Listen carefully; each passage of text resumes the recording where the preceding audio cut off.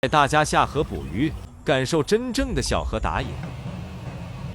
小维说想喝鱼粥了，那咱必须给他安排上了。这不抄起工具就下河给他捕鱼去了吗？哎，桥呢？桥都不见了。最近雨水多发，我看这个小木桥多半是涨水的时候被冲走了。好在这条小河两边的墙砌得并不算高，跃一跃，翻一翻就过去了，哈哈哈。到地方先把饵料放进笼子里。咱们这次依旧是把3个笼子分别投在之前上货率比较高的这几个地方，希望明天早上来收笼的时候不会让我失望。早起的鸟有虫吃，所以我们踏着清晨的第一缕朝阳赶来收笼了。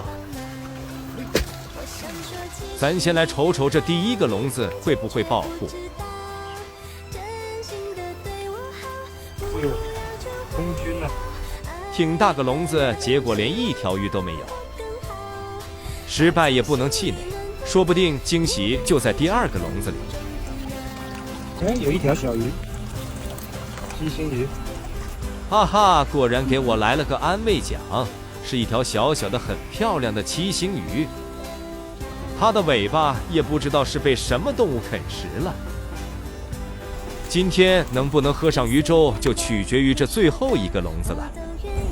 哇，有货！哇，什么鱼2条。果真最好的都在最后，是2条个头都不小的糖角鱼。倒出来让大家看看这对夫妻鱼的庐山真面目吧。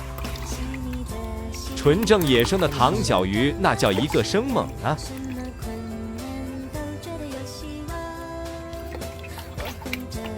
本想让小维体验一下糖角鱼的手感，谁知道他做了几次心理建设，还是不敢上手。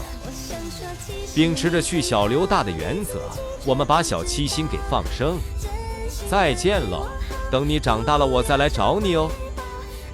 到家就来把鱼处理一下。糖角鱼没有鳞片，所以处理起来非常简单。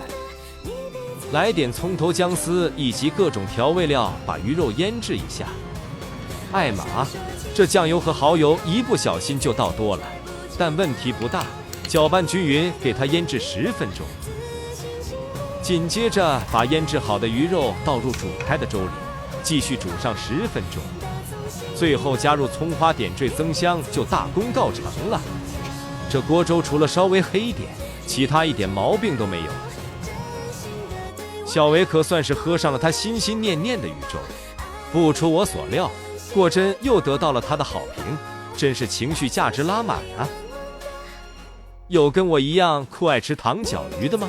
肉质真是又鲜又嫩，让人爱不释口。那这期视频就先到这里了，又是味蕾得到满足的一天呐！